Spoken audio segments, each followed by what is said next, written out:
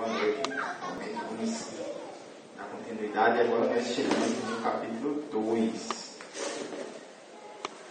Capítulo 2. Nós vimos nas duas últimas aulas dois grandes papéis que um pastor tem, que é, primeiro, guiar o rebanho.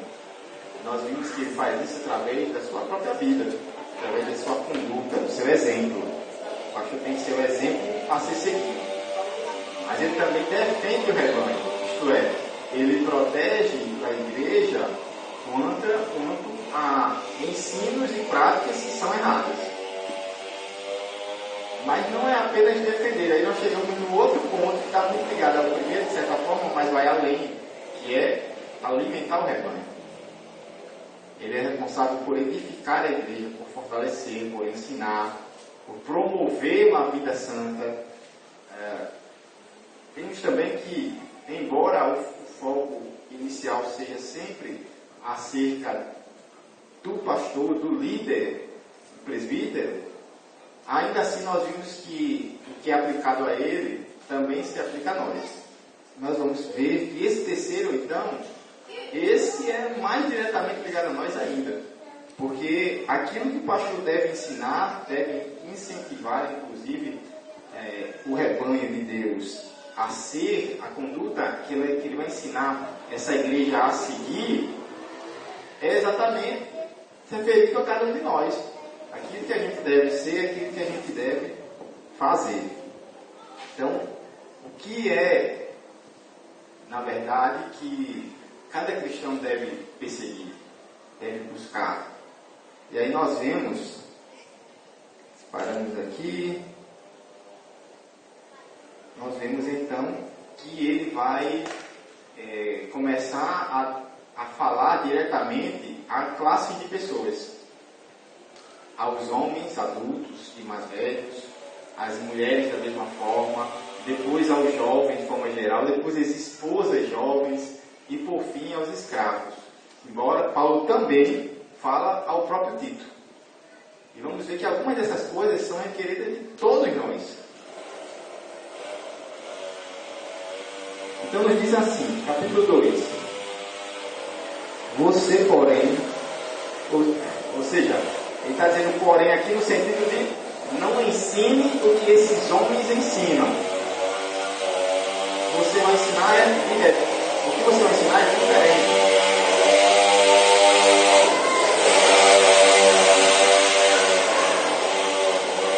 O seu ensino, a sua conduta deve ser diferente desses homens que ele cita anteriormente.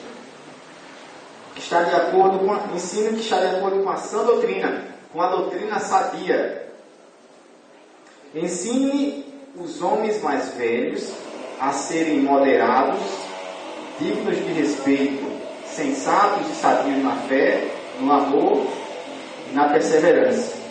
Ensine os homens mais velhos a serem moderados, isto é, se fosse usar uma palavra aqui, diria que sejam maduros.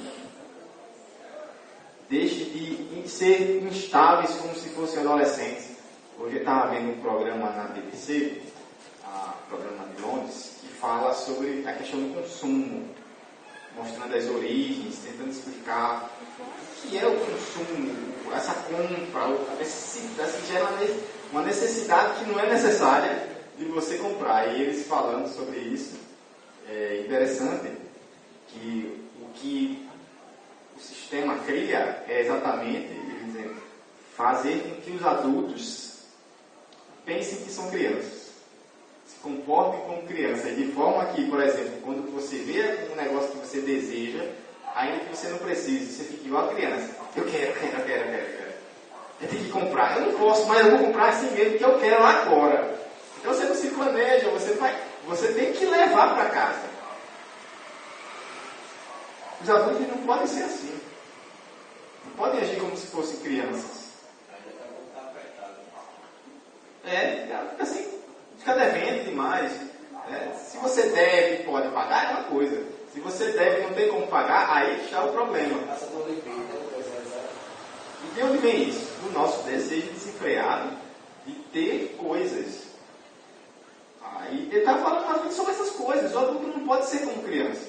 Também não pode ser movido pelos seus hormônios, suas paixões, como se fosse um adolescente. Maturidade, gente, que tem de gente imatura no nosso meio, não é brincadeira. Principalmente líderes imaturos, isso é um destroço. Gente que se você fizer qualquer coisinha, ele já se magoa. É um ai-ai-ai, um toque, um milindre, qualquer palavra pronto, é empurrado, não fala com você mais. Isso é atitude de criança. Paulo está dizendo, ensine esses cabra velho a deixar de achar que são crianças ou adolescentes. Sejam homens fortalecidos, maduros, cabeças que pensam, que não são dominados pelas suas emoções, pelas suas paixões, pelos seus desejos. Maturidade. Principalmente daqueles sobre quem é mais cobrado. Porque sobre os homens é estabelecido ainda mais a responsabilidade de liderar. Liderar suas casas, liderar a igreja, liderar a comunidade. E aí nós ficamos numa situação complicada, quando temos homens que são imaturos. Gente que brigando por um poder ridículo. Você vê gente brigando, fazendo todo tipo de maracutaia para ter um cargo na igreja, para sentar no púlpito, para sentar no palanque da igreja.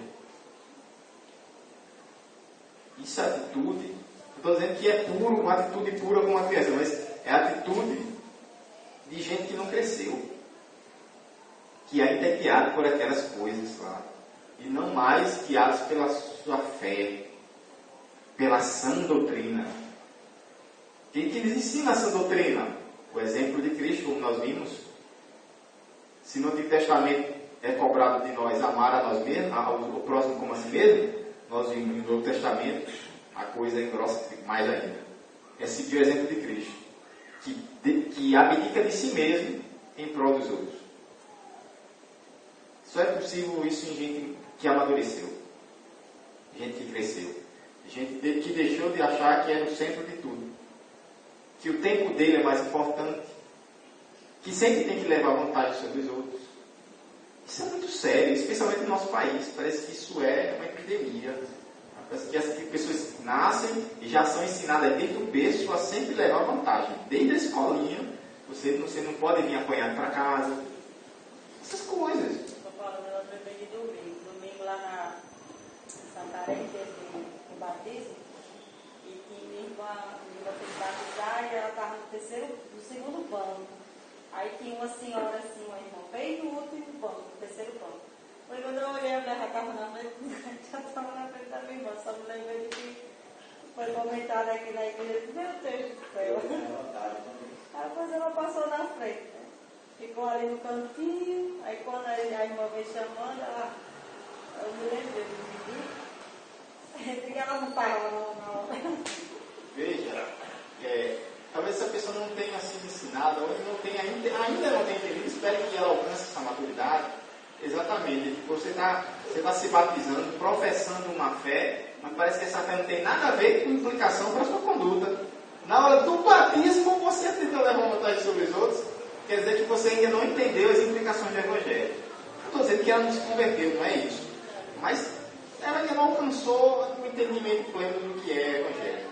Porque também quando essas pessoas se conversam lá, muitas vezes o que é ensinado é só o grosso, digamos, o pecado grosso, digamos assim, né? Que é sexualidade, roubo, essas coisas assim. E as coisas simples do dia a dia, muitas vezes é deixado de lado. Então as pessoas, de certo modo, às vezes não é que não são culpados, mas não tem total culpa, né? A culpa total, digamos assim.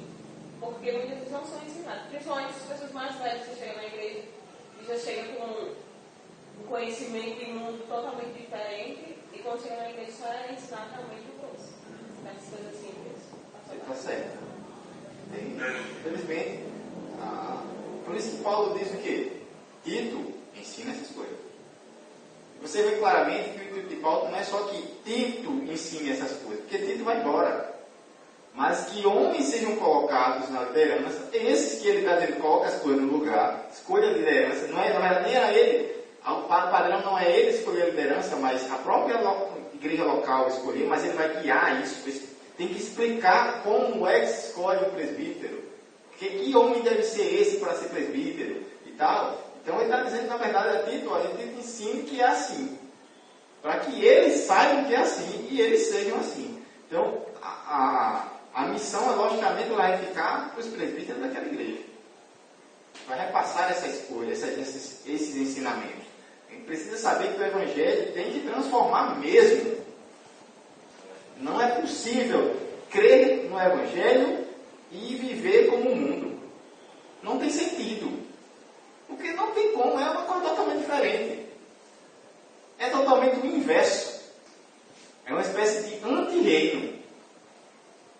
O reino de Deus, até tem um livro muito antigo, se não me engano é muito antigo, eu não sei se é publicado, se não me engano, não recordo perfeitamente, eu acho que é o reino de cabeça para baixo.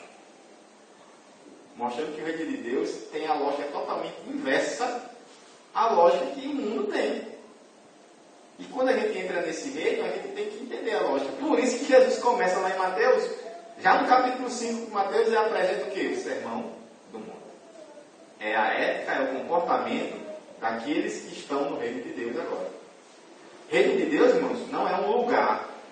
Reino de Deus, na verdade, ele vai ser pleno um dia. Tudo, claramente, será total o reino de Deus. Hoje, o reino de Deus se manifesta em quê? Na sua igreja.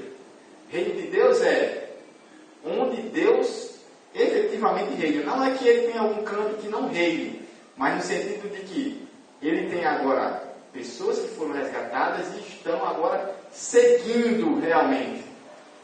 É como o C.S. Lewis colocou, a ideia de que o mundo é como se fossem servos de um rei, que vivem no reino desse rei, mas que se rebelaram contra ele.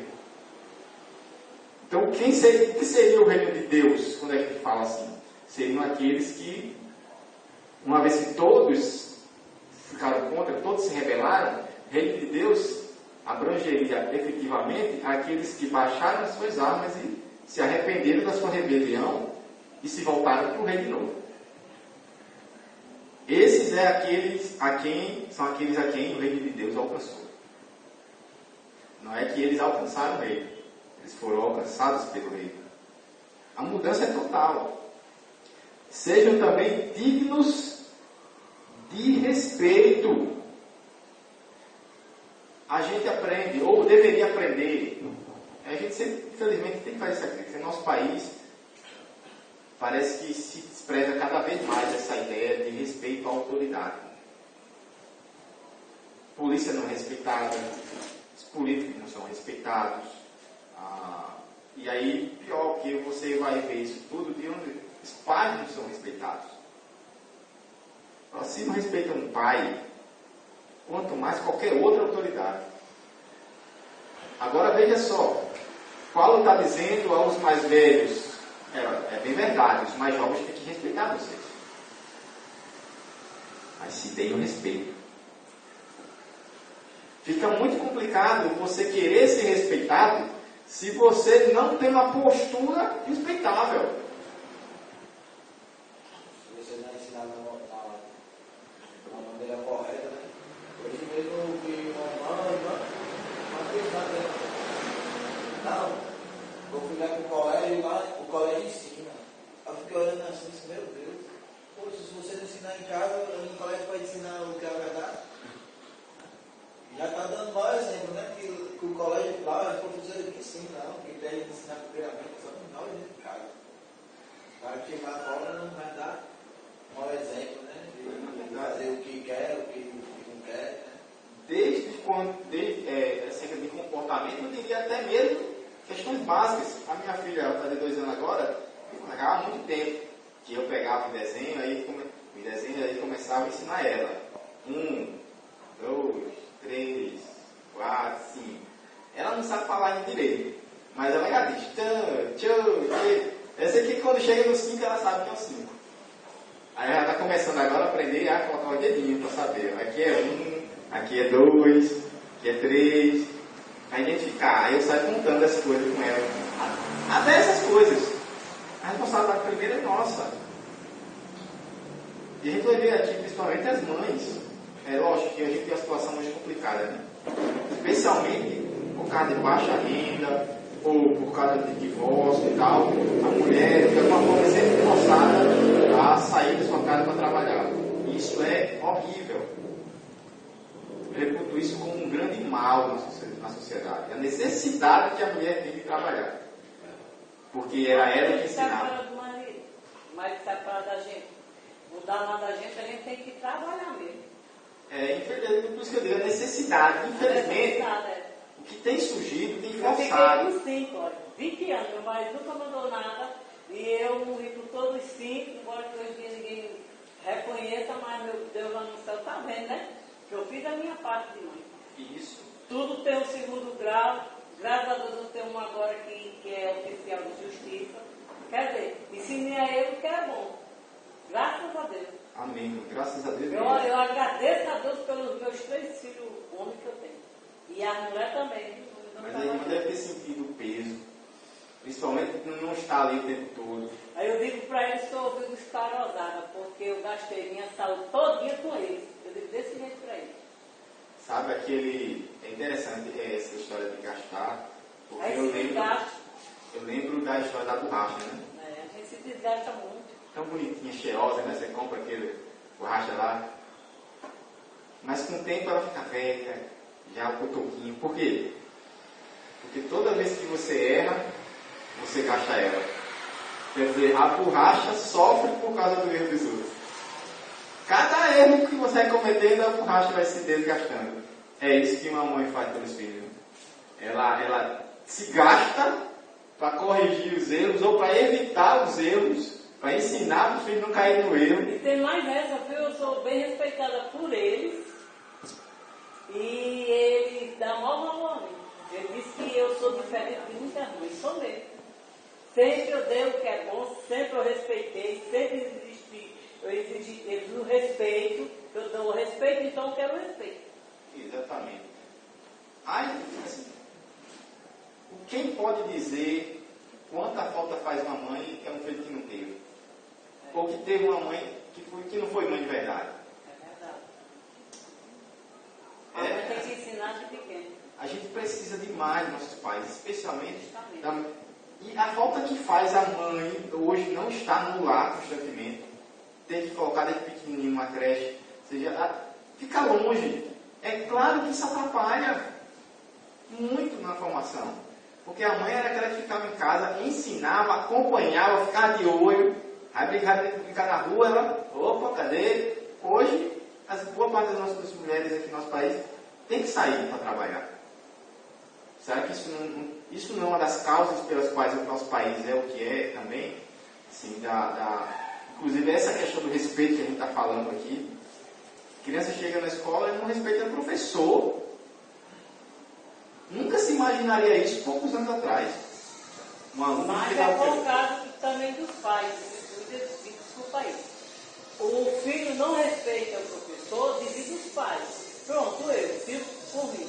No tempo que eu estudei, eu apanhei nessa mão de palmatória. Nem morri, estou aqui.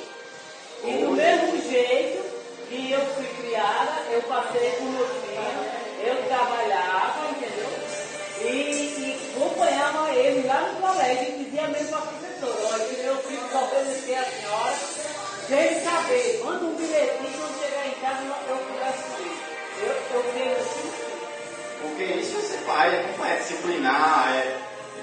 Hoje é o contrário. Aí o professor se falar qualquer coisa, vai lá, quer processar. Essa é a cabeça de hoje. E isso está gerando todo o mal que a gente está vendo. Eu fui de castigo que vai lá, dá na professora. Isso não é educação.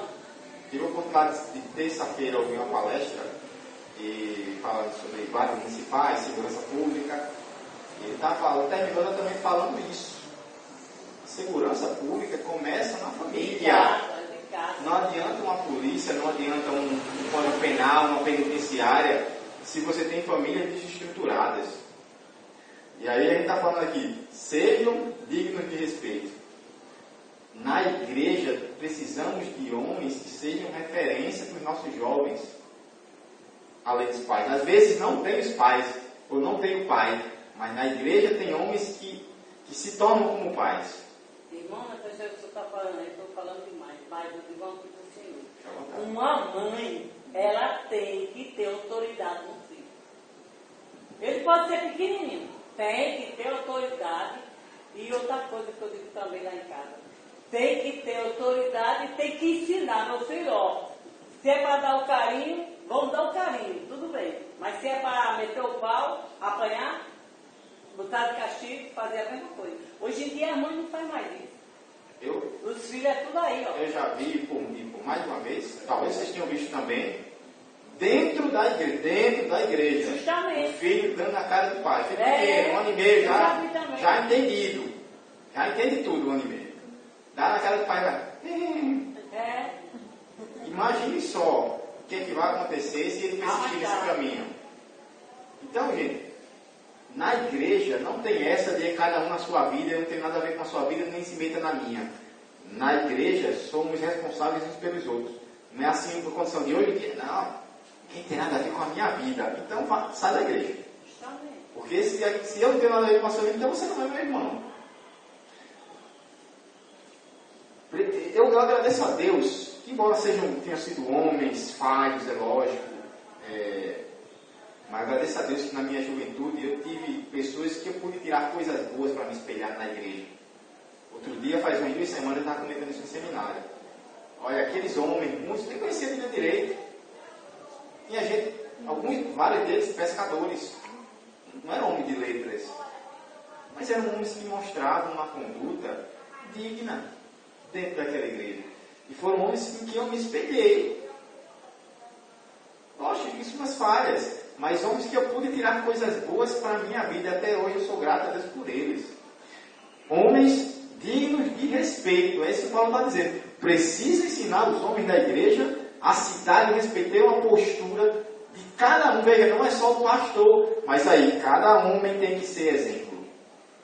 Paulo aqui está falando ainda só dos homens. Homens sensatos, homens que consigam discernir as coisas, que tenham a cabeça no lugar. A gente doida, a gente fala besteira. Homens, eu coloquei aqui, precisam possuir uma seriedade decente. Ser sério não é aquele homem abusado, ou uma postura assim, mas está flutuando acima dos outros. Não é isso. Seriedade é exatamente essa postura, tudo tem a ver com essa postura dele que atrai. Você vê que ele não é uma pessoa qualquer, um homem sério, isso é uma pessoa séria, não é isso que a gente diz? Você confia, você sabe quem ele é, uma pessoa transparente, uma pessoa não é 2 caras, não é hipócrita. Ela está falando que esses homens da igreja, os homens de Deus, devem ter um caráter santo. Ser santo não é um negócio etéreo, um negócio assim, sobrenatural. Não, ser santo se mostra em cada aspecto pequeno da vida. Porque parece que ser santo tem a ver com chegar na igreja, falar a língua, sapatear, ter visão. Isso é um homem santo. Isso tem nada a ver. Santidade tem a ver com conduta. Caráter e conduta. Coração puro e as mãos limpas. Lembra do Salmo? Coração puro, interior, e a conduta também é limpa, que mostra o coração que ele tem, que foi purificado por Jesus. Em cada coisa pequena da vida. Nós vimos que, por exemplo, lá atrás, nós vimos a responsabilidade do homem de ser o sacerdote de sua casa, isto é, de guiar sua família. Guiar sua família. Que vê só se já ficaria isso na paz, certo? Só grava 29 minutos. Sadios em 3 coisas. Sadios na fé. Homens que têm uma fé madura. Homens que conhecem a Deus. Que confiam em Deus. Homens que têm experiência com Deus. Novamente, experiência com Deus não tem a ver com esse negócio de manifestações sobrenaturais. Conhecer a Deus, primeiro, Conhecer o que Deus revela na sua palavra, em primeiro lugar. O que é que Deus manifesta de si mesmo na sua palavra? Então, os homens têm que ser aqueles que conhecem bem a palavra, não é só o pastor. E segundo, homens que vivem andando com Deus, que conhecem a Deus no seu dia a dia, que têm as experiências da vida no seu trabalho, nos seus afazeres, na sua família, nos seus cuidados, nas suas tribulações. Homens que já experimentaram a bondade de Deus, a sua graça, que podem chegar aqui para a Gleice e testemunhar e dizer: Gleice, olha, eu já vivi isso aí, confie em Deus, você vai perceber que o Senhor é contigo, tem testemunho para dar, tem história para contar acerca do Deus que eles conhecem. Isso é uma fé madura, não é a fé de um jovem ainda, que não sabe nada da vida. A gente pensa só na fé que faz mover montanha, né? Fé que tem muita fé, isso aí que diz o negócio e que a palavra dele, Deus manifesta e faz acontecer. Tudo bem, tem esse aspecto da fé, questão sobrenatural. Mas a fé, gente, uma fé que eu coloquei aqui, que é mais forte, que confia mais, que obedece mais, que teme mais a Deus do que anos atrás. Uma fé que ele já aprendeu a torná-la inabalável. Porque o jovem é muito instável. Um adulto não pode ser mais tão instável, levado por qualquer coisa. Quando ele diz aqui, vou pular e depois volto para o amor, sadio na perseverança. Gente que já aprendeu a ser paciente, a suportar as tribulações. Gente que não se deixa levar e fica desesperado por qualquer coisa. Tem que ser sadio na perseverança. Mas por quê? Porque ele já é adulto. Ele já passou por muita coisa na vida. Ele se tornou maduro. Foi a primeira palavra que a gente falou aqui. Então, a sadio na perseverança é necessário quando você fala de pessoas que vão guiar as outras, vão ser exemplo para as outras, os mais jovens, os que chegaram na igreja há pouco tempo, né, se converteram há pouco tempo. Então, essas pessoas são exemplo não só de uma fé firme, mas que ele mostra, ou ele próprio pode falar de que nas dificuldades, sim, a graça de Deus, ela se manifesta superabundantemente. Percebe que você começa a falar com pessoas que leram a Bíblia, que viram Paulo dizer isso. Olha, Deus dizendo para Paulo: a minha graça te basta, o meu poder se aperfeiçoa na fraqueza. Uma coisa é falar isso, até explicar isso. Outra coisa é dizer: eu passei por isso. Precisamos de gente assim na igreja. E, infelizmente, parece que cada dia que passa se torna mais raro as pessoas que a gente pode se espelhar. Eu fico muito preocupado com os jovens em saber exatamente que cada dia que passa parece que tem menos adultos que podem ser referência para eles.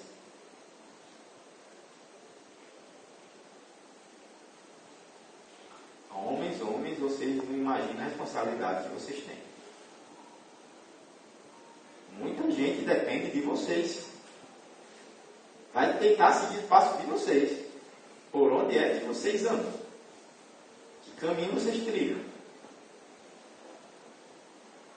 Fica difícil dizer para o jovem: olha, cuidado, você não pode se envolver sexualmente e tal. Mas na igreja está cheio de jovem, está cheio de adulto, fazendo todo tipo de coisa. Iguais ou piores. Do que vale ensinar um jovem se ele vê o exemplo ao contrário? Certo? Os adultos têm que ser o exemplo. Se eles estão numa vida totalmente desregrada, que caminho esse jovem vai seguir? O exemplo arrasta, já diz o provérbio. As palavras podem conduzir as pessoas, seguir, mas se não for o exemplo, não vale nada. Por isso que Paulo fala também da questão do exemplo do pastor, né? Começa com o exemplo dele, a vida dele. Para depois, só depois, ele falar do combate aos falsos mestres e, por último, ensinar as pessoas em que caminho devem andar. elas vão seguir o caminho do pastor.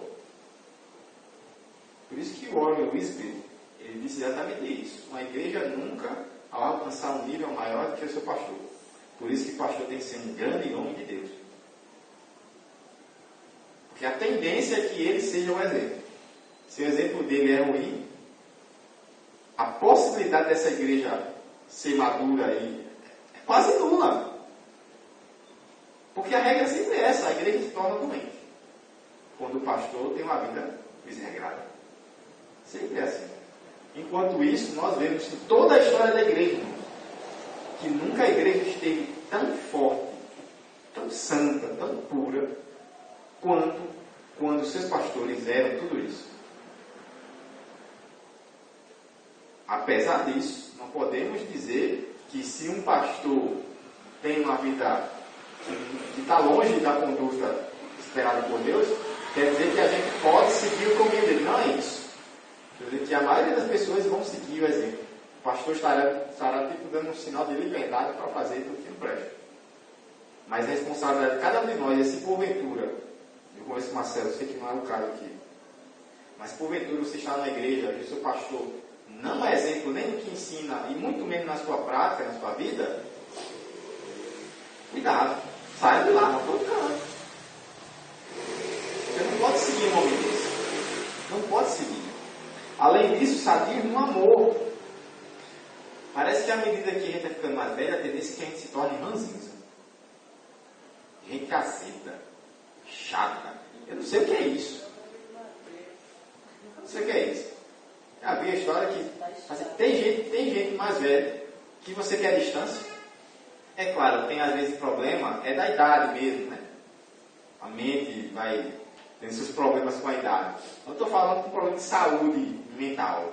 Estou falando que parece que a tendência é que a gente fique o cara mais amarrado e fechado. Chato. Você não pode nem chegar perto dele que dá raiva. Só reclama da vida.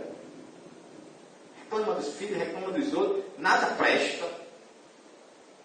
Paulo está dizendo, olha, vocês são mais velhos, cuidado. Sejam sadios também no amor.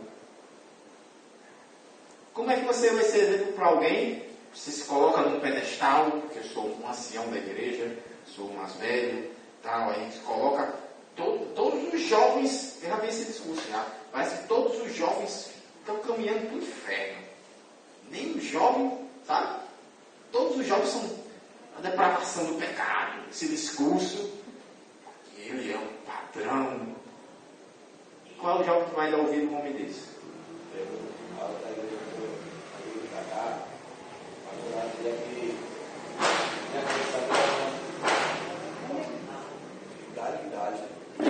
Aí ele foi falou que quando a pessoa sai da igreja sem a bênção, sem a maldição, né? Aí esse rapaz, eu acho que isso aí é totalmente errado, né? Porque se você tentar, como você está falando ali, tentar exemplo, né? Eu acho que não sei para o senhor, na minha casa, a sua particular vai comprar na igreja.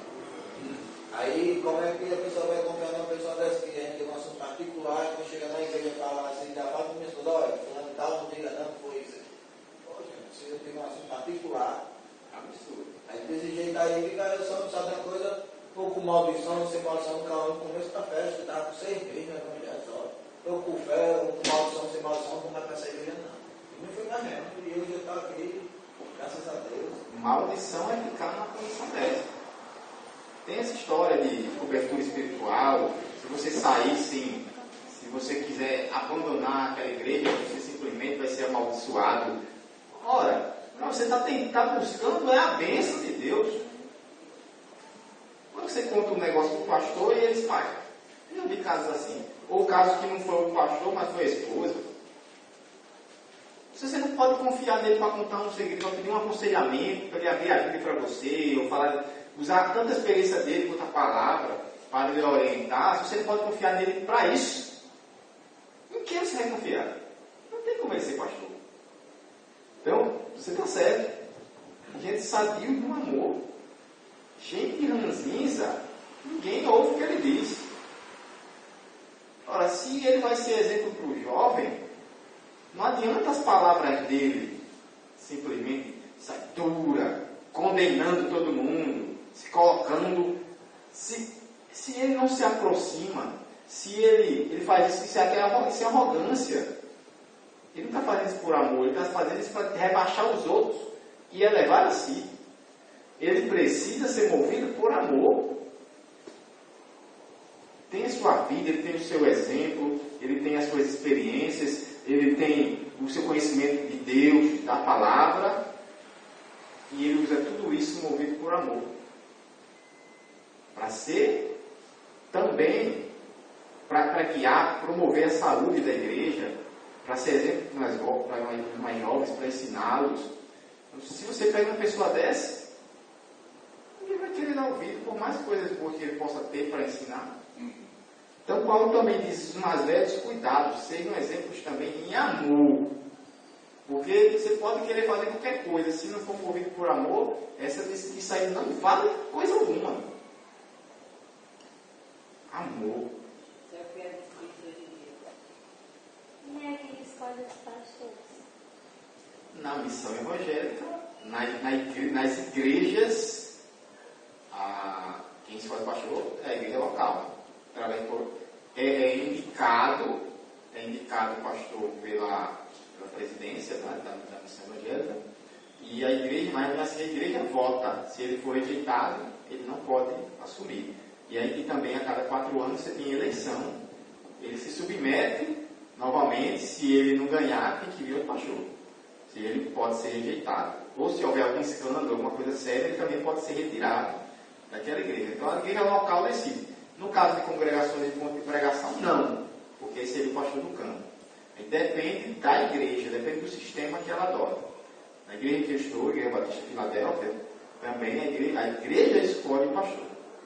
Por exemplo, a igreja estava sem pastor, e uns anos atrás eles consultaram os pastores, viram e tal, e o conselho da igreja, não sei se foi o conselho da igreja, se foi toda a plenária, mas eu sei que o conselho da igreja chegou ao pastor Israel. Eu não sei, não estava na época, mas eu acredito que a plenária da Igreja Batista, assim, acho que a plenária da igreja votou. E o elegeu. Da mesma forma, também pode retirar. Porque, né, tipo assim, o pastor Marcelo até às vezes fala assim, que estamos aqui na igreja, né, aí não concorda com o que o pastor fala. Aí vai e sai e abre uma igreja. Aí ali ele já vai se tornar pastor, aí vai ser do jeito dele. Vai ser a doutrina que ele vai criar. Porque, tipo assim, que tem uma igreja ali que... Isso que eu escutei, nunca me falaram isso. Assim, que o pastor se envolveu em escândalo, que até engravidou o novo filho. Aí ele até fala, vamos ver.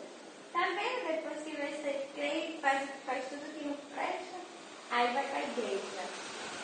Aí fica assim, escandalizando, né? Ai daqueles que escandalizam. Ai daqueles. Deus não deixa barato. Às vezes o castigo não vem necessariamente aqui, embora eu acho que essas pessoas não vivem uma vida miserável. Eu nunca vi uma pessoa dessa para realmente ser, por exemplo, ser feliz. É porque é cheio de coisas, a vida dela é cheia de treta, de arrumado, de coisas escondidas. A pessoa dessa não vive feliz da vida. O seu interior não tem como estar preenchido por Deus. Isso já é um castigo. Paulo disse que lá em Romanos a gente consegue já ver a ira de Deus sobre os homens. Aí ele diz: Deus nos entregou as suas paixões infames. Já é um castigo por si só deixar o homem seguir seu caminho, porque ele caminha exatamente para longe da fonte de todo o bem, que é Deus. Tem como ter uma vida boa. Quanta gente aí cheia de dinheiro, não sou contra dinheiro não, quem dera, tivesse mais do que tem, mas gente que é cheia de dinheiro e não consegue dormir tranquilo, atribulado, por causa do dinheiro, da ganância, se afastou da família, briga. A outra, um irmão arrumou o assassinato dos pais, tanto dinheiro, mas os filhos armaram a morte dos próprios pais. Que família! Aí você vai para a Bíblia, gente, também, muita gente. Se você for ver bem, Quantidade de família desestruturada na Bíblia não é brincadeira. Está lá os exemplos negativos para a gente aprender também. Davi não foi um bom pai, foi um péssimo pai. Gente que está lá adorando a Deus na igreja. Davi, parece que o povo só prega nessas partes, né? Davi, as partes felizes. Davi no meio da rua, já seminu, eu não sei como é que era direito, louvando a Deus, veja que homem santo. Davi fazendo seus salmos de louvor a Deus, se arrependendo dos seus pecados. Davi tocando a sua harpa e os espíritos que perturbavam Saul saíam. Lembre de Davi ausente da sua casa. Não guiou seus filhos no caminho que devem andar. Um tentou até matá-lo. O outro, com raiva, que o pai não fez nada, porque Davi ficou passando a mão na cabeça dele, até nesse caso. Ele praticamente, ele só não tomou o reino porque Deus deixou. Mas ele chegou, assumiu a posição lá e o povo foi do lado dele. Olha como Davi era um excelente rei que perdeu o trono, porque o povo ficou do lado dele. Boa parte do povo ficou do lado do filho dele. E no final da história, ainda um irmão mata o dito cujo. Não, eu digo, o general dele mata o seu filho. O outro irmão mata o outro. Eu sei que no final das contas tem incesto, tem todo tipo de milagria. Davi pode ter sido um bom governante, um homem de Deus, pode ter sido muita coisa, mas ele foi um homem que não foi exemplo para os seus próprios filhos. Porque adianta ganhar o mundo inteiro e perder a alma dos seus filhos. Muito bom. Não procura buscar conhecimento da palavra do Senhor, né? Muito bom do que muitos falam, né? Fala muito isso e aquilo e vão seguir o que a pessoa fala, mas não segue o que está escrito, né? Não procura destrinchar o que está escrito, né? Para ver e reconhecer aquela pessoa verdadeiramente. Mas não mais O homem de Deus, a gente reconhece porque a Bíblia diz que é homem de Deus, não porque a gente acha que é homem de Deus. Viu? Eu li na história de Davi que a espada do Senhor ficou na casa da casa de Davi, depois que ele pecou, e mandou matar aquele homem, marido da mulher, que ele pecou. E eu li na Bíblia que Deus levou até o filho dele, depois que Deus levou esse filho dele, a espada do Senhor ficou na casa dele, aí foi que os filhos ficaram tudo rebeldes. Mas temos que lembrar que ainda assim Teve até o filho de Davi que se prostituiu com as irmãs. Isso. Tem que lembrar que a responsabilidade foi de Davi, não só pelo Foi pecado Davi, dele, mas pela ausência dele. Isso foi consequência, a gente não pode dizer assim, porque ele pecou, aí Deus jogou um castigo. Então Davi só teria culpa do outro pecado. O fato dos filhos terem se tornado que forem. Ele ter matado, ele pecou. Isso, Eu entendi assim na Bíblia. sim, certamente, não, lógico. É consequência dos atos dele. Foi, Temos que consequência dos lembrar. atos, aí a espada do Senhor ficou na casa dele. Temos que lembrar, assim, ler a Bíblia ao todo. Não acontece só por causa disso. Acontece porque ele não criou os filhos direito. Também. Justamente. Não criou os filhos. E essa preocupação que está tendo aqui, de lembrar, e a gente vai ver mais fortemente daqui a pouco, sobre os jovens. Então, se a gente não tem gente que guia a igreja, do seu exemplo, não adianta ficar pregando, não adianta ficar falando. Se você tem uma questão dessa de um pastor que faz um negócio desse na igreja, acabou com a pregação daquela igreja. Ninguém vai ouvir mais nada do que aquela igreja diz. Por quê? Porque o exemplo é pelo exemplo que se você faz as pessoas ouvirem o Evangelho. Aí você prega o Evangelho. Não é só o seu exemplo, mas porque a gente tem que ter uma vida reta também. Para que através da nossa vida as pessoas reconheçam o agir de Deus em nós e se acheguem para ouvir o Evangelho. Isso também é o poder da transformação que Deus faz em nós. Eles reconhecerem alguma coisa da glória de Deus. A gente tem que pregar o Evangelho naquilo que a gente é e praticar aquilo que está aqui dentro também. Por isso que alguém disse, se não me engano foi o Francisco de Assis, quando ele disse, se não me engano foi ele, pregue sempre. Quando for preciso, você usa palavras. Está dizendo com isso. A cada segundo da sua vida você está pregando com a sua vida. Aí, às vezes, você vai precisar abrir sua boca e falar do Evangelho. Mas se você não tiver uma vida, gente, vai ser um crente limão. Quem vai ouvir qualquer coisa que ele diz? Um cara tem um crente chato. Eu não suporto um crente chato. Você olha para a cara dele, já é amarrada. Como é que ele provou do mel? Não provou do mel. Porque senão ele era doce. Um aspecto do fruto do Espírito é a doçura. Doçura. Então, quer dizer que há alguma coisa errada, porque ele não está demonstrando o fruto que o Espírito produz em nós. A doçura, que se manifesta em bondade. A doçura se manifesta na bondade. São dois aspectos do fruto que estão intimamente ligados. Isso é fato. É o exemplo de hoje, né? O pai dá uma testemunha, né? Tem muitos pais, pai e mãe, né? Em geral, faça o que eu digo, mas não faça o que eu faço. Qual é o exemplo que você está dando? E pastores que dizem isso. Ora, peraí. Se você ensina uma coisa e você não segue essa coisa, então essa coisa é boa?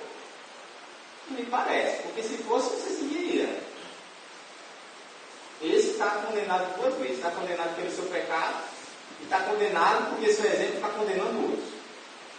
Por isso que o líder, o professor, que ele está dizendo aos outros que caminho deve seguir, ele é cobrado muito mais duramente. Porque aquilo que ele disse não corresponde à vida que ele tem, quer dizer que ele está influenciando pessoas para o mal. E ele é responsável pelo pecado dele e é responsável pelo pecado dos outros, porque ele está levando os outros a pecar também. Esse foi o caminho de Balaão, o profeta que induziu os israelitas.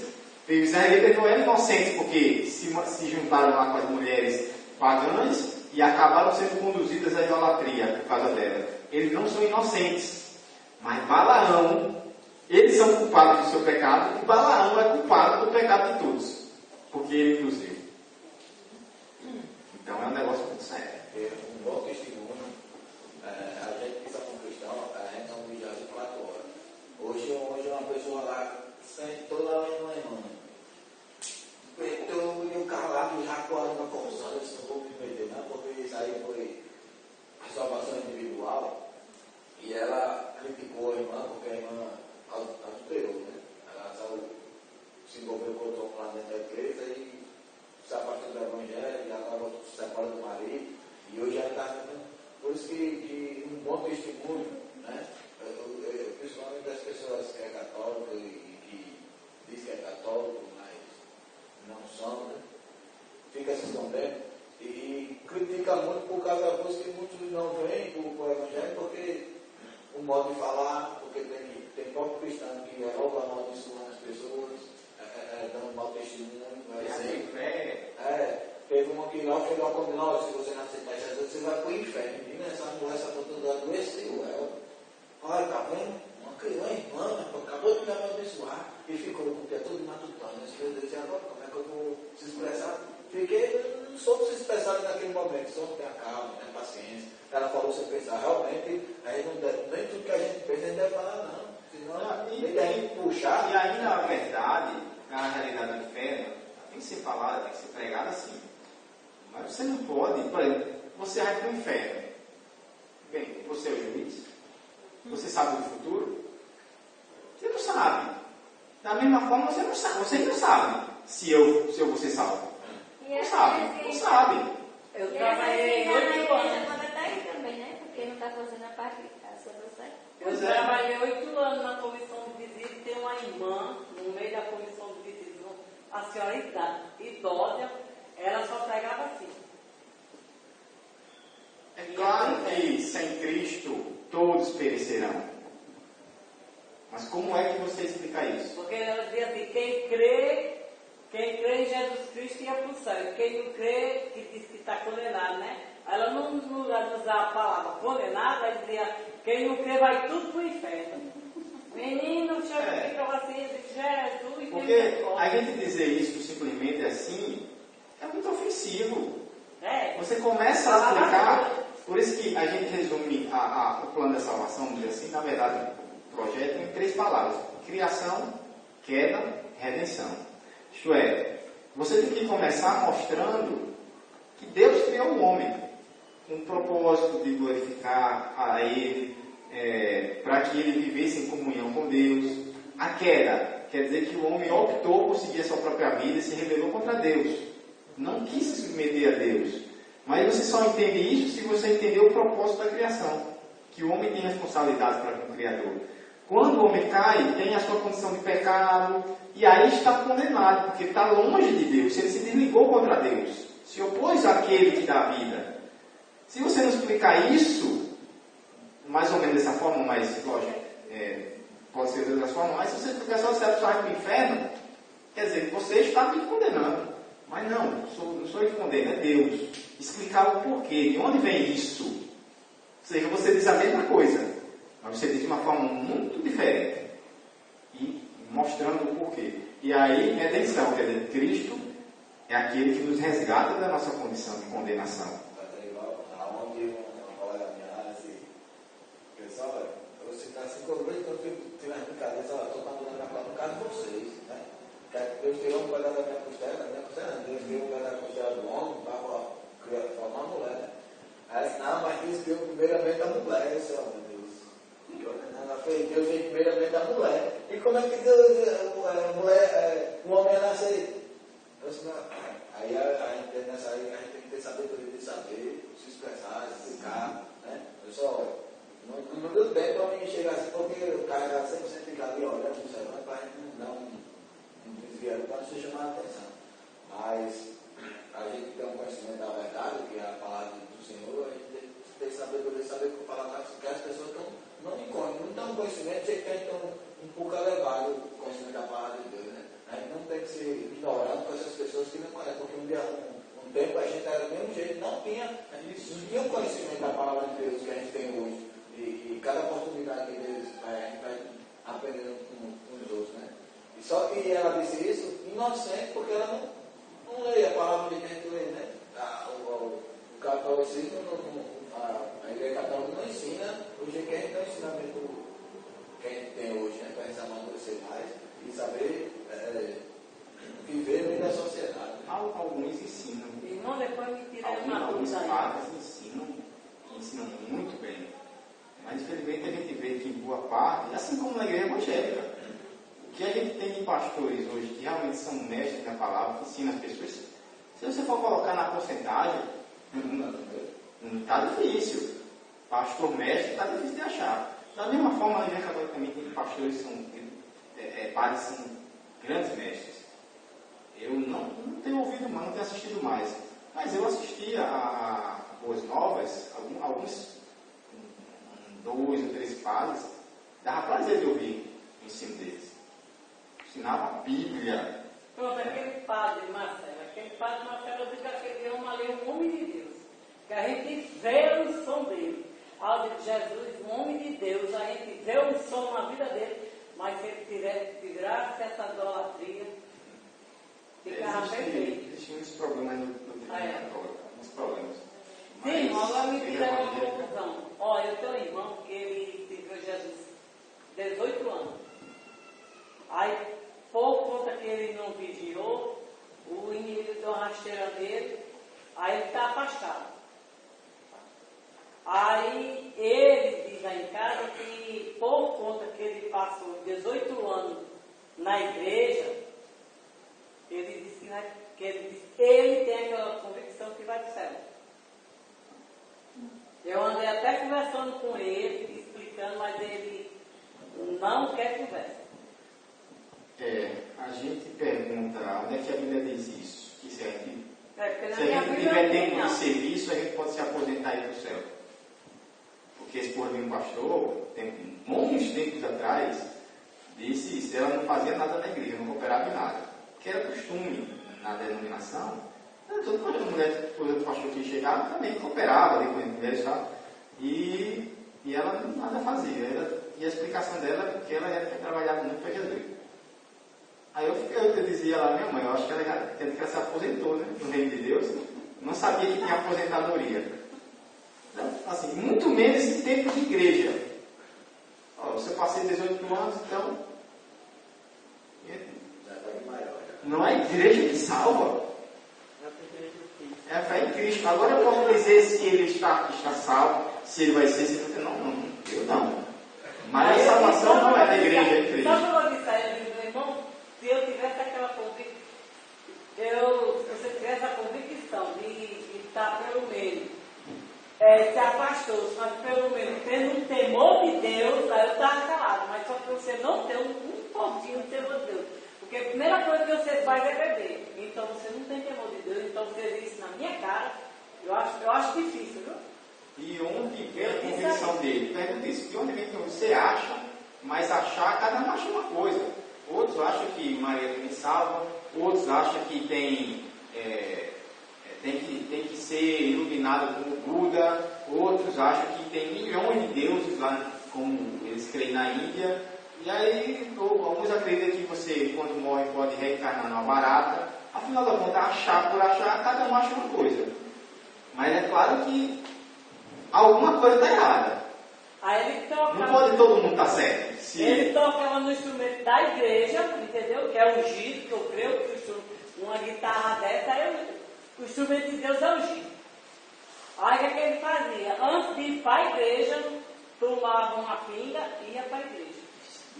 Aí viram ele fazer isso, aí ficaram calados, né? Mas aí o pastor, que não é besta nada, quando ele foi falar para o pastor sentiu algo nele e ficou calado. Aí veio outra pessoa apontar e foi que saiu. Vamos por conta disso. Meu irmão se afastou, se paração que vocês tinham, ele disse que não quer nem ver falar de Jesus naquele dia. E ele está salvo. O problema dele é que ele está salvo. Se ele não quer saber de Jesus, como é que está salvo se só Cristo salva? Pergunta essas coisas assim, conversando tranquilamente, não adianta discutir. A vida dele. Eu li um versículo na Bíblia mostrando. Já serviu, né? A vida dele, se ele não quer mais Cristo, não posso obrigá-lo a querer. Mas a gente pode conversar, a tentar mostrar que a lógica dele não está certa. Assim, nem por tempo de serviço, será que minha vida... Aí a gente começa a ver a Bíblia. Aquele que é salvo, ele, a cada dia que passa, ele vai se parecendo mais com Jesus. Ele está se parecendo mais com Jesus na vida dele, na conduta dele, no caráter, no relacionamento com as pessoas, na maneira como ele vive. Se não está, então não tem sentido ter Cristo. Mas a gente faz essas perguntas, tem que fazer essas perguntas primeiro para a gente. Nós não somos perfeitos. Mas nós temos que buscar ser o máximo possível. Padrão para a igreja, que fala da vida dos outros, que espalha mentira. Não tem noção. A vida dela mostra o contrário do que ela acha que é. Paulo está dizendo que uma mulher de Deus não pode ser caluniadora, inventar mentiras sobre os outros, intriga, leve e trás. Infelizmente tem muito.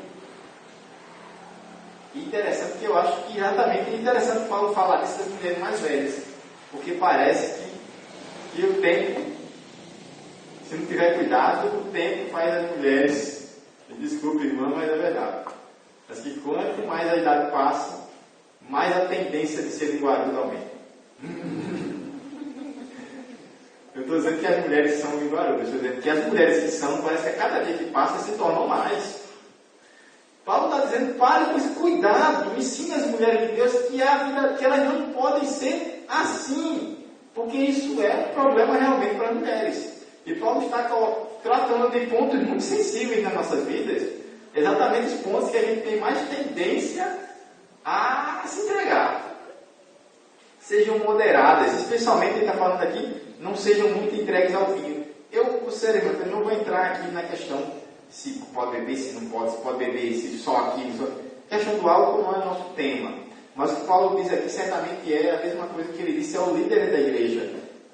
Olha, o presbítero não pode ser um homem, lembra disso? Que tenha vícios, que seja dominado por algum vício. As mulheres também não podem. porque o vício corrompe você. Capazes de ensinar o que é bom.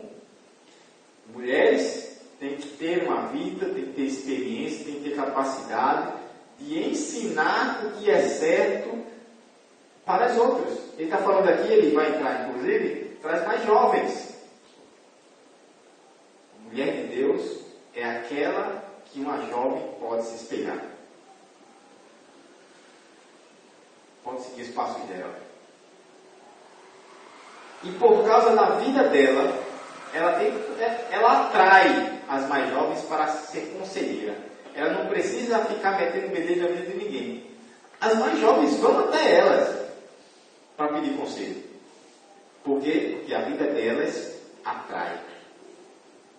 Se não há exemplo nelas, não adianta elas quererem ensinar ninguém, porque ninguém vai dar ouvido. Um adolescente?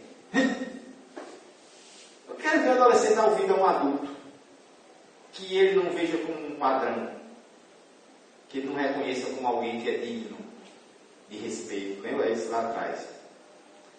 Por isso, gente, assim como os homens, as mulheres mais velhas são um exemplo para mais jovens. São as professoras das mais jovens. Como é que vai ensinar se a vida dela é torta?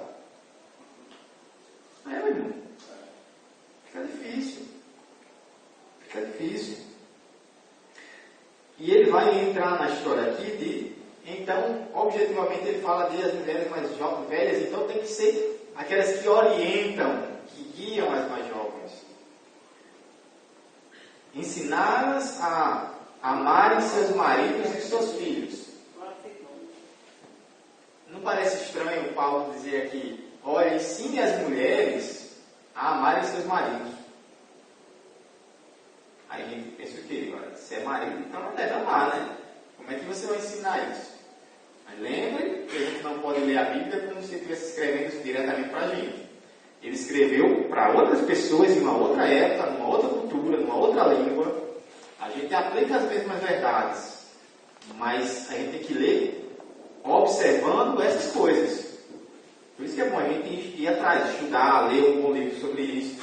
Lembre que Paulo está escrevendo com uma época onde as pessoas não casavam por amor. Que nunca casavam por amor, mas o padrão não era esse. O padrão era casamento arranjado. Então, às vezes, inclusive, em algumas, você vê que, inclusive, quando nasceu, pronto, já está arranjado desde que nasceu. Não sei se era bem o caso, mas de qualquer forma, os casamentos, eram os pais que negociavam o casamento e você, principalmente a mulher, não tinha opção. Essa semana eu vi na rede social que uma mulher botou os pontos contra o marido pela primeira vez. Dando a faca nos pontos, deve ter um peito, eu vi. Você passou no jornal aí, eu cheguei a ouvir. Ela nunca tinha visto, aí agora veio me lembrar. Hoje, se você for ver, eu não sei se nas Américas ainda tem, na Europa, mas se você for em África e Ásia, especialmente a Ásia ali, tipo Arábia, aqueles países, acho que na China ainda tem, você vê, muito canto no mundo ainda é assim. Então essa palavra ainda hoje vale. Mas o que eu está dizendo para as mulheres, olha, você pode até não ter casado com quem você queria, mas você tem o dever de amá-lo, de cuidar dele, de zelar. Hoje a gente casa por opção aqui, né? No Brasil a gente casa por opção, e nem assim as mulheres querem zelar pelo marido. Minha cunhada teve no Egito, lá, foi passar um pouco que ela é enfermeira, e foi lá a um congresso, né? Ela disse que achou tão bonito as vestes daquelas mulheres, tem que ser tudo igual, tudo por igual. Aquele lenço que ela usava, vou deixar isso aqui lá fora. E tinha dela que passar isso aqui quando era mulher. Virgem. Conhecia a virgem por conta disso, ela me contando. E ela disse que chamou muita atenção, sabe o que foi? Que ela disse que lá ninguém, nenhuma mulher briga com ninguém, porque se brigar é bom. Aí ela disse, eu só queria que chegasse essa lei aqui no país, porque o que tem de mulher briguenta no mundo. É inadmissível, escândalo. Ela disse que achou bonito isso, tá vendo? É, assim. Lá todo mundo é irmão, ela disse. Bonito, se for matar a mulher apedrejada, Mas eu entendo o que ela quis dizer. A gente vive num país onde imoralidade... Lá todo mundo, olha, amiga, a coisa linda que chama todo mundo lá, irmão. Não tem porque é rico, porque é pobre, tudo lá, irmão. Mas tem que ver se é corrupção ou se Ela diz que é a ordem lá do país lá.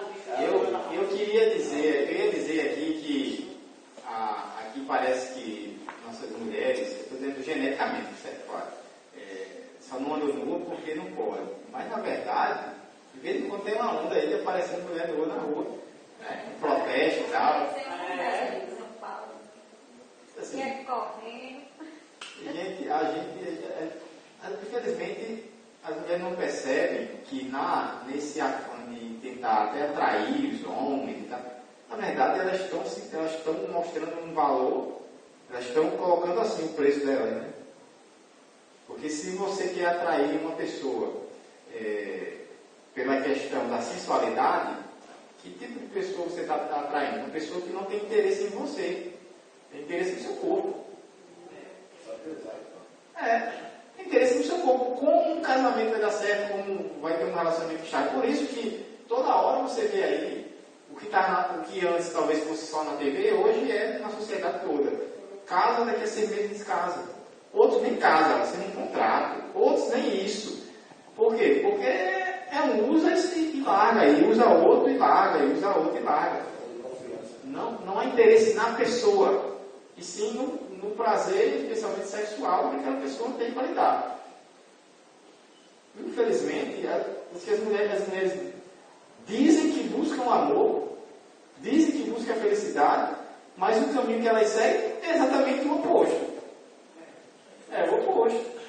Querem usar e ser usadas. Quer exemplo mais decadente de que as músicas cantadas no funk carioca? É o elogio à total falta de amor. Porque ainda existe o amor falso, né? Que é esse amor, mas na verdade não é amor, é só sex appeal, o apelo sexual. Mas o funk carioca é uma apologia ao inverso do amor. Eu gosto do funk, mas não desse funk. O funk é original, James Brown, tal, aquele estilo, o estilo funk. Mas esse estilo de funk eletrônico carioca, eu não consigo ouvir um negócio desse, não consigo ver um negócio desse. Domingo no esporte, domingo espetacular, o pai, incentivando uma criança de 6 anos, funk, com 2 meninas lá, botando assim a bunda para fora e ele lá, desse jeito. Uma criança de 6 anos, querendo ganhar fama em cima da criança, não sabe nem o que está falando. Eu tive a oportunidade de estar num policiamento, numa Xaraguá, carnaval, e estava uma banda tocando daqui a pouco, assim, eu não poderia impedir porque não tinha base legal para isso, mas você via essas músicas desse tipo aí, não necessariamente funk, mas esses outros que a gente vê por aqui no Nordeste, e levando crianças para rebolar, os pais colocavam seus filhos para rebolar lá na frente. Aí depois essa criança está perdida, está grávida, grafite mesmo, grafite até 2000, eu gostava muito, eu curti muito mesmo grafite. Mas hoje em dia, o que o grafite toca, porque é o seguinte, eles tocam o que as pessoas querem ouvir. Até o próprio dono, até o próprio cartaz, não sei se foi lá no marido, foi que nem eles mesmo gostam de escutar essa baixaria que ele dinheiro, incentivando a mulher a meter chifre no marido, a marido meter chifre na mulher, e aquela cachorrada toda. Então, essa cachorrada não pode estar na igreja. Diz que as mulheres devem amar. Amar não é aquele negocinho de sentimento, meloso. O Paulo está falando de ação de amor. Ou seja, amar é zelar, cuidar, preservar, tentar trazer o bem do outro. É isso que é o amor. Ainda que não tenha casado com um sentimento. Aliás, se tem uma coisa que é interessante que acontecia exatamente, que as mulheres, muitas delas, conseguiam fazer o marido mais amarem. Como? Cuidando. Transformando o sentimento do marido através da ação. Aquele livro e filme, A Prova de Fogo, mostra exatamente isso. Você desenvolver o amor. É uma lição para a gente, que no dia a dia a gente deixa o nosso casamento se desgastar. Nossas relações é igual a carro, gente. Se você não tiver de olho no óleo, se o óleo baixar, tem uma hora que o motor trava. Ferroso, que vai gastar dinheiro para arrancar o motor, retífica e tudo mais. É esse óleo do amor, que faz a engrenagem mover suavemente. Se não tiver óleo, vai ferrar tudo. O amor, ele pode ser apagado. Aquilo que você sentia lá na adolescência, que levou você a casar, isso pode ser apagado, se você não tiver cuidado e estar sempre alimentando. Alimentando mesmo. Serem prudentes, se amar os filhos, serem prudentes e serem puras, terem um coração purificado, serem movidos por coisas boas. O que move é algo bom. Estarem ocupadas em casa. Duas coisas para falar sobre isso. Primeiro, cuidado, minhas irmãs, a sua primeira e maior responsabilidade é a sua casa. Não é a igreja. Não confunda as coisas de Deus com as coisas da igreja. As coisas de Deus não são somente as coisas da igreja. As coisas da sua casa são as coisas de Deus. As coisas dos seus filhos são as coisas de Deus. As coisas do seu trabalho, as coisas do seu trabalho são as coisas de Deus. As coisas de Deus não estão restritas a essas 4 paredes aqui, não. As coisas de Deus são as coisas no mundo todo. Muitas mulheres acabam seus casamentos porque vivem enfurnadas na igreja. Principalmente se o homem não for crente, eu não vou querer isso da minha esposa. Quanto mais um cara que não seja crente. Quanto mais alguém que nem gosta da igreja. Tem que ter cuidado com esse negócio aí. De manhã está no...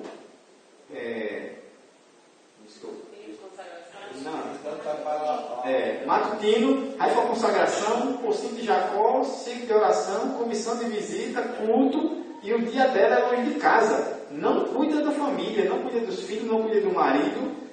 Essa mulher está pecando. E nem cuida das coisas de Deus. Porque as coisas de Deus começam pela sua casa. Tem que começar por casa. Se a gente não zelar as coisas de casa, vai zelar as coisas de Deus para quê? Tem uma pessoa ali que diz que não, se for, eu queria passar 10 dias evangelizando. O cara assim, rapaz, tu esposa e Evangelize eles. Passa 10 dias longe de casa, vamos só passar um dia, daqui a pouco a mulher tá, daqui a pouco ele cai, ei, quer cobrar ela, não ganhar. E quando vai passar um dia, 2 dias fora. Essa semana, o único dia da semana que eu não cheguei em casa à noite foi hoje. Eu cheguei em casa antes de 1 hora. Aí amanhã novamente eu vou chegar à noite. Por causa do trabalho. Eu não costumo chegar, mas essa semana foi toda assim. Você sente falta, você sente bate quando você está acostumado de chegar em casa, ver sua filha, 2 anos, pulando. Se não fosse a minha esposa, ela ia correr para cima do carro. Aí você vê sua esposa, rever o peixe, ver como é que foi o dia. Gente, isso é isso que lhe dá alegria de saber que no final do dia você está lá. Aí alguém faz o quê? Acha que essas coisas não são as coisas de Deus. As coisas de Deus é as coisas da igreja. Se você não cuida da sua família, você não está cuidando das coisas de Deus. Porque a primeira coisa que Deus lhe deu foi sua esposa. Depois foi seus filhos. Depois a igreja. Não é negligenciar a igreja. Não é deixar de vir para a igreja para ir para o shopping. Por causa da sua família. Não. Estou dizendo é que cuide primeiro da sua família. Ela é a sua prioridade. A igreja não é a sua prioridade. Eu diria assim. E eu só aprendi com o pastor Rui, que eu considero que está plenamente certo. Primeiro vem Deus. Depois vem a família. Depois vem a igreja. Deus não é igual à igreja. Muitas famílias, muitos filhos se perderam E o pai dizia, eu levava para a igreja. Não, ele sentava no banco, ficava ouvindo o culto, dando glória a Deus, tendo visão de anjo, e o filho lá fora, conversando com o traficante. Ele trouxe para a igreja, realmente. Mas não guiou o filho no caminho que deve andar. Como alguém já disse, não ensinar o filho o caminho que deve andar. Mas o texto diz ensinar o filho no caminho, pegando na mão dele e levando. Está aqui o caminho, meu filho, ande. E andando com ele no caminho. Isso é ser pai, isso é ser mãe. Amar os filhos, estarem ocupados em casa, eu diria mais. Serem boas donas de casa. Eu vou terminar, não esqueça não, passa a palavra. Serem boas, e vamos terminar aqui nesse ponto, certo? Nesse aqui, que a gente já chegou, né? Serem boas donas de casa. Serem boas donas de casa. Não é só estar ocupado em casa no sentido de se preocupar com as coisas de casa, de fazer efetivamente. Uma mulher que não cuida do marido. Estou dizendo a circunstância. Ele chega e ela nunca fez o almoço.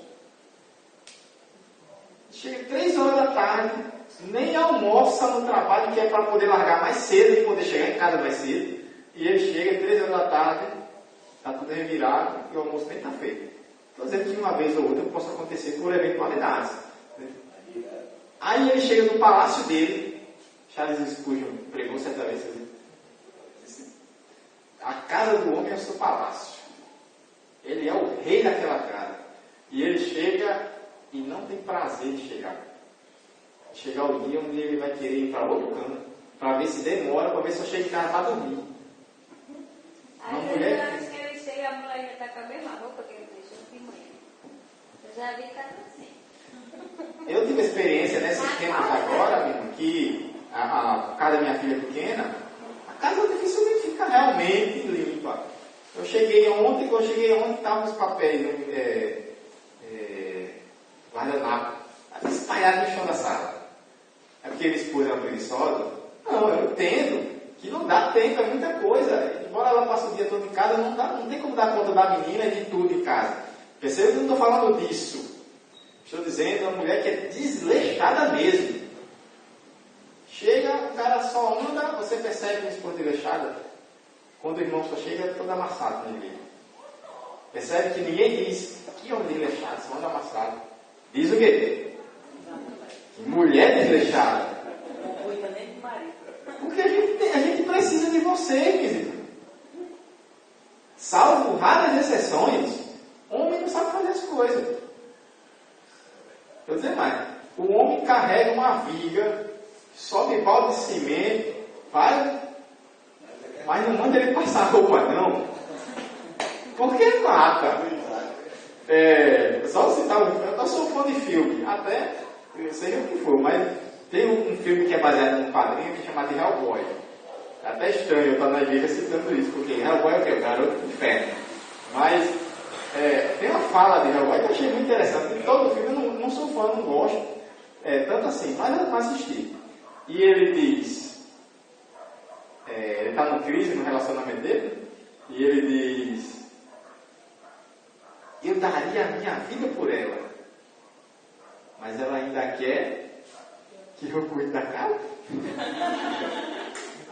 Um homem pode dar a vida, mas não mande ele lavar a louça, porque ele é um negócio que eu não sou um bom dono de casa, realmente não sou. Não, vou dizer uma coisa aqui como se fosse um testemunho. Uma vez eu fosse estava ela. aqui na igreja desde quinta-feira, estava orando, né? Os irmãos estavam na igreja, vamos levantar a igreja de oração. Então, e quando eu orando assim, aí eu vi assim na mente do meu filho, que ele é crente, né? Aí eu comecei a clamar pelo meu filho. Aí fui para casa, liguei para ele, eu digo: Jéssica, tá tudo bem com você? Tudo bem, mãe. Quando foi de madrugada, aí, manhã de igreja, manhã tem tudo. Quando foi de madrugada, eu fui orar pelo meu filho, Deus me disse todinho o baladeado lá, né? A coisa. Deus me mostrou. Passei aí foi na quinta. Na sexta eu liguei para ele, no sábado eu liguei para ele. Quando foi no domingo ele disse: manhã, não faça almoço não, que eu vou pegar a senhora. Tá certo. Irmão, quando eu cheguei lá, foi do mesmo jeito que Deus me mostrou no sonho. Macarrão virado dentro de casa, era aquele estrago. Sabe o que eu fiz? Eu fui bem assim. Eu cheguei na porta que eu vi. Eu fiquei assim. Foi a tua que tu me revelou. Eu cheguei lá perto da minha nora, que é crente também, rigorosa no Senhor. Aí eu fui e disse, tá com raiva, mulher? É, porque em casa eu não tenho tempo para nada, eu tenho tempo de tomar conta de mim. Nós minhas unhas, olha não sei o que, eu tenho tempo de ir para cabelo. Eu olhei assim para ela e disse, mulher, desde quando a gente tem menino pequeno que pode estar se ajeitando? Ou vem se ajeitar o menino, ou a gente. Aí eu disse, mulher, tu está me vendo assim bem bonita, porque eu também já passei por isso. No tempo que eu tinha meu filho pequeno, não nada bonito não, isso não só. Aí ela, que quando eu fui ajeitar, eu fui ajudar a mulher, porque a Bíblia manda a gente fazer isso. Principalmente, a gente que trabalha na comissão de visita, recebe instruções, se chegar numa casa e tiver toda arrumada, ou a mulher estiver doente, uma varra a casa, outra lá, entendeu? Eu ensinei essa lição assim, na comissão. Aí a Bíblia manda, né? Quando eu vou lá para a louça. Assim, meu Deus do céu. Aí eu digo, Jeff, não foi a toa que Deus me revelou a tua vida, viu? Aí eu não vou pegando para lavar, ela sempre não, minha prima, deixa aí. Eu digo, deixa aí uma ova. Se tu não fez, quando eu não estava aqui, agora deixa aí. Não, estou aqui, vou fazer. Irmão, dentro de 20 minutos, pode crer, eu deixei a casa. 20 minutos. E quando eu ajeitei tudinho, aí meu filho olhou para ela e disse, tá vendo, Maxila, que é uma dona de casa? Tá aí, ó. Dentro de 20 minutos, a mãe chegou aqui, ó. Fez tudo. E você, 10 de manhã, não fez nada. Aí Jesus disse, olha, mãe, para ela dar banho no menino, é 20 minutos no banheiro. Eu dei a posição para cá para ajudar ela. Mas eu não vou não, sabe por quê? Porque ela tem a mãezinha dela que deve ajudar a ensinar, não eu. Eu fiz a minha parte. Tem que ser aprendido em casa, né? Justamente. Principalmente a menina, não só. Menina, mas meu filho vai para a igreja toda amassada. Eu digo, eita Deus. Minha esposa, ela não sabia fazer um feijão não, quando ela casou. Ela não sabe fazer nada.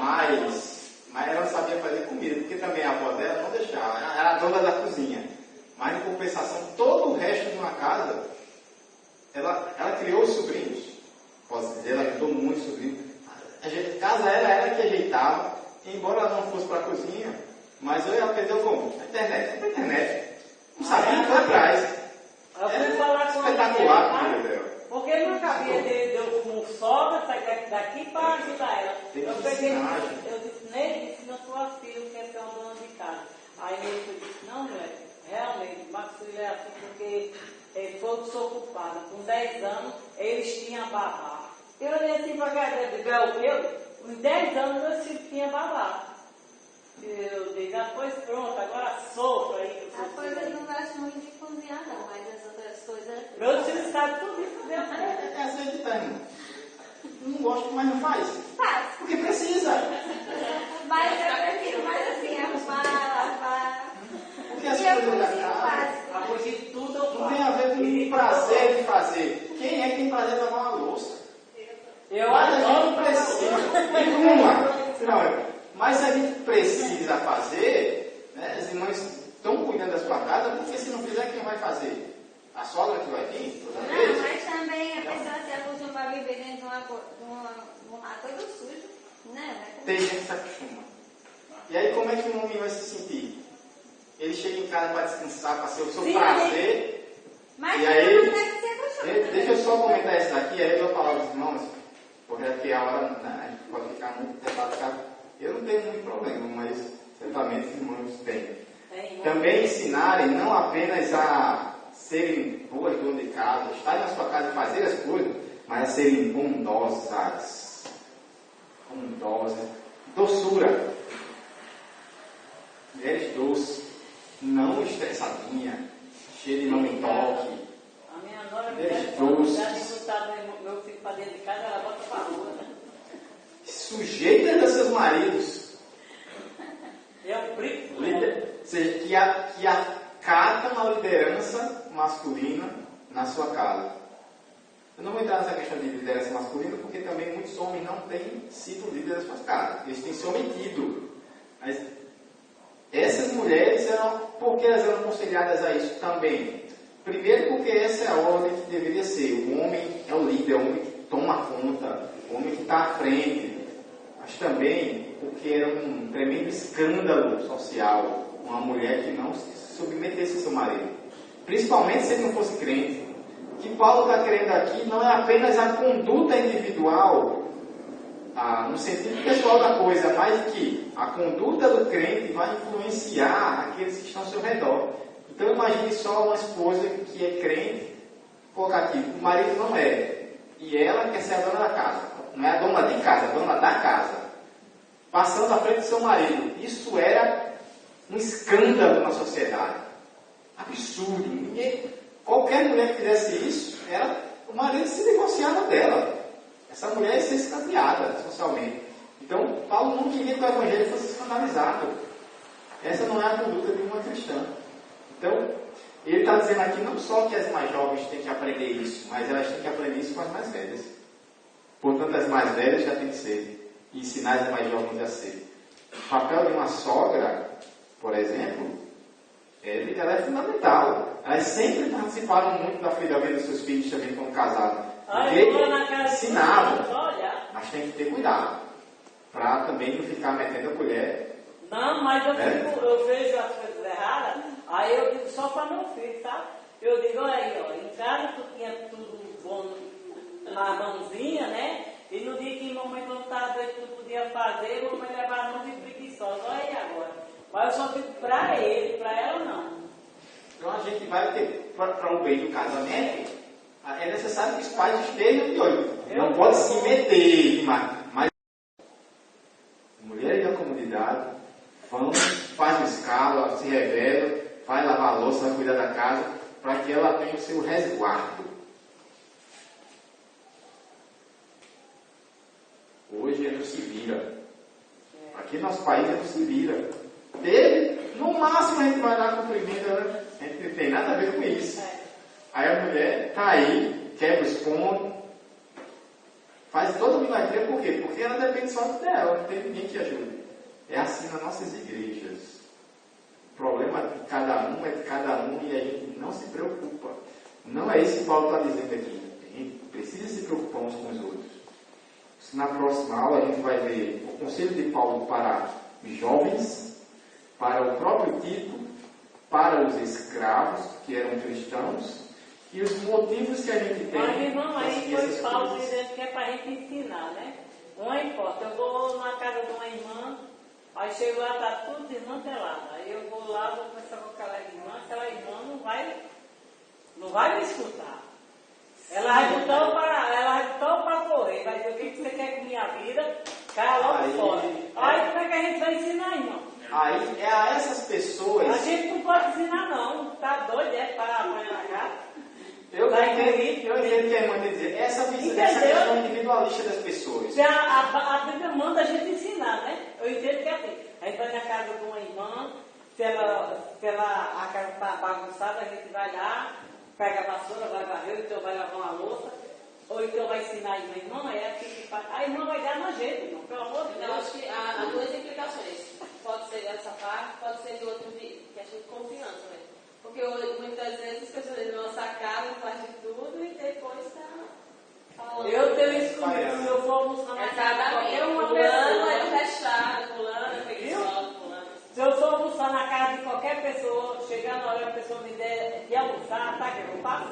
Eu me levanto, pego meu pratinho, vou lá na pia, lavo meu prato, se tiver algum prato lá sujo, eu lavo. Não, mulher, deixa aí. Eu digo, não, mulher, eu vou lavar tudo, que é para todo mundo chegar a falar de mim, dar aquela moça que só comer, não fez nada. Velho, na brincadeira, tá? Por isso mesmo Eu gosto muito de lavar louça. que Marcelo está promovendo esses estudos. Né? Ano passado a gente viu Efébio, ano que vem Tito. Porque esse tipo de coisa deveria ser exatamente que a igreja mais deveria participar. Mas se fizesse aqui uma festa com comida, né, não era só a igreja, mas os outros vizinhos também viriam. Mas quando é a palavra, não tem muito interesse. Para quê? Para que a gente aprenda o que é ser crente. A palavra nos ensina o que é ser crente. Então, se a gente, por exemplo, tem essa visão, é porque a gente não entendeu ainda. Ou nos ensinaram, ou nos ensinaram, a gente não quis ouvir, que nós devemos nos importar uns com os outros. Mas muitas vezes, como o Luísa disse, a pessoa faz, ajuda, aconselha, mas querendo mal. Depois para espalhar, ou dando conselho mal. Assim né? é ajudar, assim é matar. Isso, exatamente, não é movido pelo amor. Né? Aí a irmã disse aí que agora mais falta, que é o amor. Então, quando a pessoa não, às vezes, até porque ela rejeita, ela não quer ouvir, porque ela já tem experiências ruins. A gente deve promover. Cada um de nós é responsável. Aí chega na casa do irmão doente, cara, que não pôde nem se levantar fazer nada. A gente chega lá, como crente, não é o amor, e abre a mão, aí chega lá, pega uma folha, vai varrer, pega uma louça, vai lavar, ou então bota um comer no fogo, né? Se for uma mulher bem experiente, faz isso. Mas é aquela que está doente vai entender que a gente está desfazendo dela, que ela não fez porque não quis. Entendeu, Cada um de nós é responsável por tornar essa igreja um lugar onde se pode ver como se fosse o céu. Eu acho que se fosse assim que eu estou falando, não sofria ninguém. Porque é eu que falo o amor. O amor é isso aí. Essa igreja vai ser a melhor igreja do mundo. Glória a Deus. Se cada um que está nela Tudo resto. buscar ser o que Deus espera que a gente seja. Porque o problema dessa igreja não é o diabo. Ele não pode contra Deus. O problema dessa igreja não é o mundo. Ele está no maligno. O problema dessa igreja são os crentes dela. Todo o problema que tem aqui não é outra coisa senão o problema dos crentes que estão nela. Então, se a gente tentar corrigir, ela nunca vai ser perfeita. Aqui, ela nunca será perfeita, mas ela poderá ser o verdadeiro paraíso. O hospital para os doentes. Não é isso? A luz no meio das trevas. Só depende dos crentes dessa igreja. Deus já nos deu o que a gente precisa para conseguir isso.